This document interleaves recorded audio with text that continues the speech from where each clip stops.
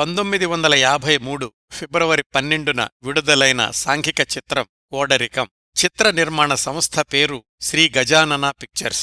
దర్శకత్వం కెఎస్ రామచంద్రరావు మరియు కె వేంబు. ఒక పల్లెటూళ్ళలోని ఒక సంపన్న కుటుంబంలోని యుక్త వయసుకొచ్చిన పిల్లలు శంకరం, గోపాలం అనే అబ్బాయిలు, సుగుణమ్మ అనే అమ్మాయి. సుగుణ వితంతువు. ఈ ముగ్గురు పిల్లలవి 3 కథలు. పెద్దబ్బాయి తల్లిదండ్రులకు ఇష్టం లేని అమ్మాయిని పెళ్లి చేసుకుంటాడు. అత్తామామలు ఆ పెద్ద కోడల్ని నానా ఇబ్బందులు పెట్టి ఇంట్లో నుంచి బయటకు గెంటేస్తారు. ఇది ఒక కోడరికం. ఉద్యోగం కోసం పట్నం వెళ్లి ఉద్యోగం రాక కూలీ చేస్తుంటాడు ఆ పెద్ద కొడుకు.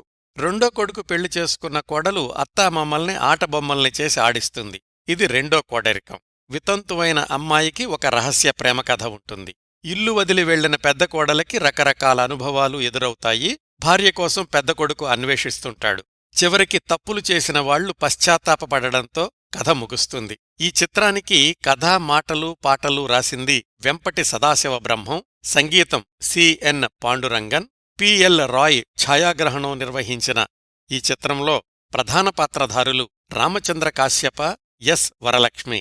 మిగతా పాత్రల్లో గిరిజ, రేలంగి, సూర్యకాంతం, శేషుమాంబ, బిఆర్ పంతులు, ముక్కామల మొదలైనవారు నటించారు.